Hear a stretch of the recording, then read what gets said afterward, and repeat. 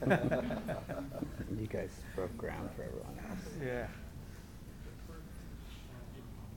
Just drag your slides to the other. Yeah.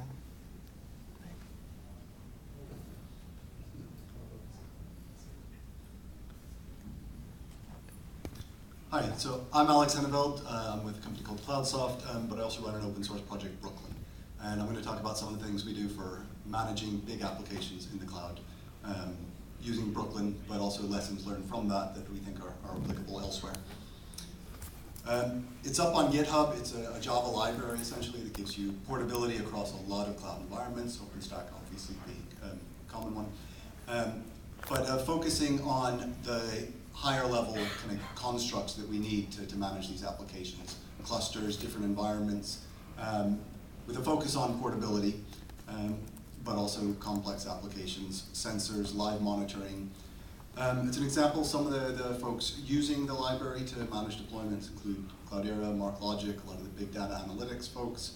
But I'm going to talk about one deployment we've done for Betfair, who run the largest trading exchange in Europe. It's not a financial trading exchange, but obviously a gaming bets trading exchange. It is just the exchange. They don't take a platform, so their goal is to drive lots of people to their site. And to that end, they've had a REST API for years where you could get price feeds. People hammered the hell out of that API to get price feeds because there's a lot of value in it. But it was also a good thing for them. So their solution was to stand up a PaaS where anyone can deploy an application, they can approve it, and you can host it, and they call it their app cloud. They use it heavily internally as well, but opening up to other people puts in questions that you're trading under their license, so that's a good thing, but really stringent security requirements. So the model which they came up with is to obviously you've got your Git repo, they do the automatic build, but they constrain the POM that you're allowed to have as part of that. And then automatic deployment to a dev environment. Now, dev and staging are both OpenStack. The live environment is a managed hosting. All of this promotion is handled as part of it. As well, once you're in either staging or live, the scaling within it, scaling at different tiers. In staging, interestingly, it's their engineers who go and do the review process.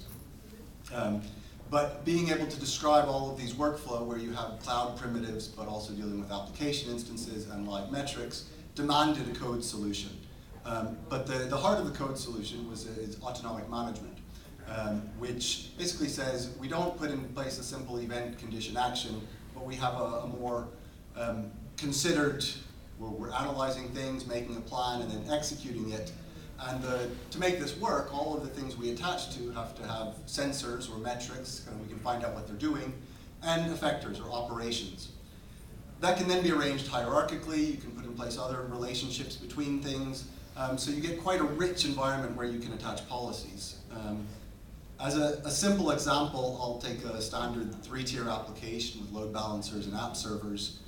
There's a lot going on, and you can do this just with scripting tools, but it gets a lot easier when you're able to tease these apart and deal with objects at a higher level, groups. And that's essentially what we're giving in Brooklyn.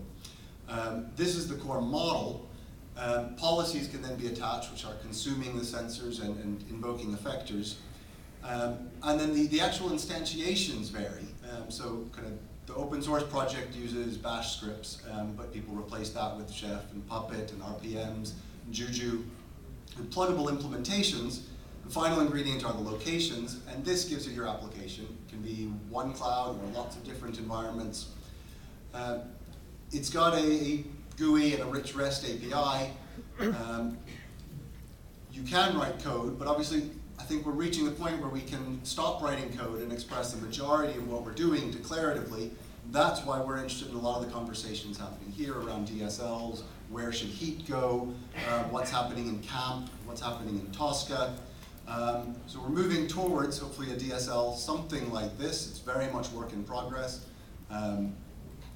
There's an unconference tomorrow at 2:20 p.m. where we might get Adrian and Anish to rerun the CAMP slides at the start. But to talk about how could we have a DSL where these approaches converge, because we're all trying to describe the same thing in slightly different ways. You can find out more about Brooklyn, obviously, online or on IRC.